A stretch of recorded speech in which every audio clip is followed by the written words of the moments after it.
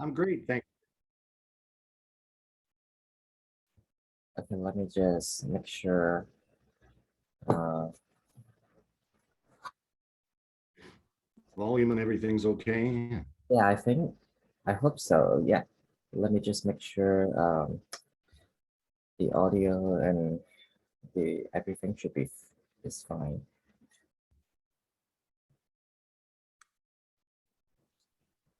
Yeah, I think we are good right now, and I think we can get started right now. Perfect. Yeah, so yeah, today is actually my pleasure to have you here to do this interview with me. So so what in base so in basic, what happened to the new car market right now?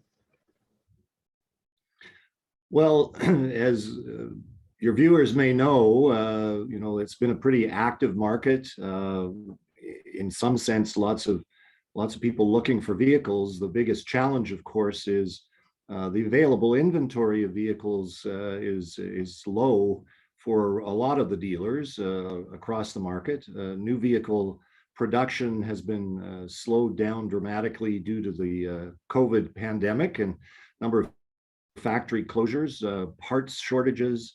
Now we have the conflict in Ukraine. All of this coming together to reduce the amount of available vehicles, which of course, if you have a shortage of new vehicles available, people start looking for used vehicles. And so that now has put a lot of pressure on the used vehicle market. So it's a very challenging time. There's no question. Everybody that I know, that friends of mine, etc., that say, "Gee, Blair, what am I going to do? I need to get a vehicle, and seems there's shortage of them, etc." I encourage them to have lots of patience and to do their research, because you can find out a lot by going online, but most importantly, call your local new car dealer. Because they have a pretty vast network of other dealers and sources of vehicles, quite frankly, across North America, that they can tie into, that if you're looking for a particular vehicle or something, that they can try and help you. I see. So can you estimate the decline of the inventory of the new vehicle, right? Well, across the board, I think there have been some estimates by, folks that track those numbers of, 20% in some cases. Not every brand is affected equally. Some are doing better on inventory than others, but generally everybody, you just have to be out driving around or walking by a new car dealer's lot, and you can see how empty they are at the moment. I see. So is there, like, to be honest, like, is there any solution except being patient? Well, regrettably, I think patience is the biggest factor. The manufacturers and everybody involved in the automotive manufacturing sector, from parts suppliers to all the big vehicle manufacturers, everybody is working very, very hard to try and, find as many parts and do as much as they can creatively to produce as many vehicles as quickly as possible. The microchip shortage has been just very, very challenging for the industry. As you may know, vehicles are pretty reliant on microchips these days, and there's so many systems, from heated seats to heated steering wheels to a lot of components, of course, of the electric vehicles are all require microchips. So that's been some of the biggest challenges, just getting enough of those to produce the vehicles, particularly at a time when we have gas prices in the lower mainland of Vancouver, at record highs. Everybody's going, "Gee, I think I should be considering an electric vehicle," only to find that electric vehicle supplies, like gas vehicles, are in low supply too.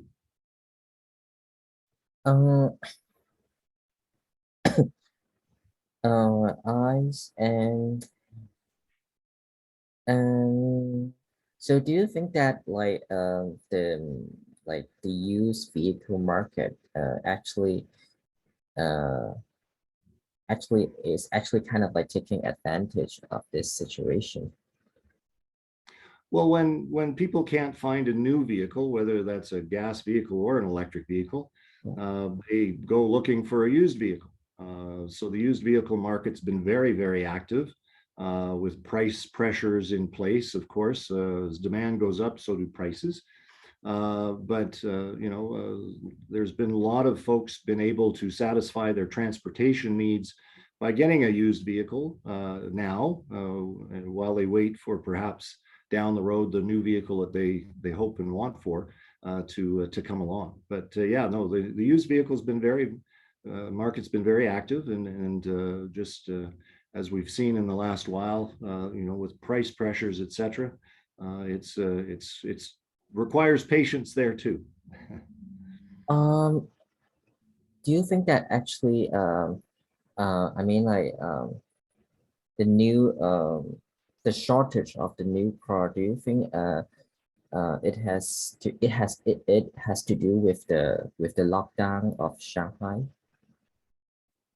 Well, I think the challenges in manufacturing of vehicles started long before that lockdown in Shanghai. Started last year and before when COVID originally hit. A lot of the vehicle manufacturers, as many of us really didn't know how this was all going to unfold, reduced their manufacturing orders for parts and other things in anticipation that demand would drop in the midst of a pandemic and all of those things. Well, turns out that demand stayed pretty strong. People still needed to get around and have transportation. So, you had a slowing of the manufacturing of vehicles for a period of time when the demand really didn't slow down that much. And now we continue to have factories closed in a variety of places and trying to get caught up with a very strong demand still in place. So it's sort of a perfect storm of things that could go wrong around the production of vehicles and parts. It's been happening as a result of COVID across the world and sort of the ripple effects that come from that. I see. So, what about sorry, what about the rental market? Do you think that um, the rental market would be impacted by it as well? Mhm. Well, the availability of rental vehicles, I don't know if any of your viewers have tried to go on vacation and rent a vehicle anywhere, but it's much more expensive and much more challenging to get something. Again, vehicle rental companies buy their vehicles from the manufacturers who have low supply. So again, there's a shortage of vehicles on the rental side as well. So it's a challenge everywhere. Oh, I see. I actually like uh in the recent month, like the Vancouver, like Vancouver have seen a lot of people, they just like selling out their vehicle, because like the used market, as we mentioned, the used market is like, it's really hot right now. So Mhm. have you seen that too as well? No, there's a lot of people, taking advantage of the value built up in their vehicles and the price that they can get. I mean, it's not, dissimilar to what we've seen in the real estate market where, housing prices and everything was going crazy. And, but just like the housing market, the challenge is, once you sell your vehicle and if you still need one, you've got to go and find and buy one Yeah. as well. So people found that they sold their vehicle or like selling their house, and then all of a sudden had the sticker shock of realizing, geez, now I have to replace something amid shortage of vehicles, shortage of houses, and high prices. So very similar things going on there. But it's been very active market, very much so. I see. Is there anything that you still wanna add on around this topic? No, just to say, the the best thing is to have lots of patience. You probably won't get exactly what you want. If you need to get a new vehicle or replace something right now, have lots of patience. Look at your various options online. As I said, you probably won't be able to get your first choice of things right away. But you know, call your local dealer, go in and see them, ask them, you know, tell them what you're looking for, the kind of driving needs that you have, and they will work through their network and their expertise to find some options for you that can get you through until down the road when vehicle supplies are back to normal or whatever normal will be at that point. And then you can pick your, you know, special color and special features and vehicle at that time. But right now, you know, the new car dealers are the best choice to go in and get some help, because it's a complicated market at the moment. Sounds great. Sounds great. So Blair, once again, thank you so much, for taking this interview with me. And yeah, you have covered very, very well. Well, thank you very much. Pleasure to be here, and look forward to talking to you again soon. Yeah. Me too. Likewise. All right. Thank you. Thank you. Have a good day. You too. Bye-bye. Bye.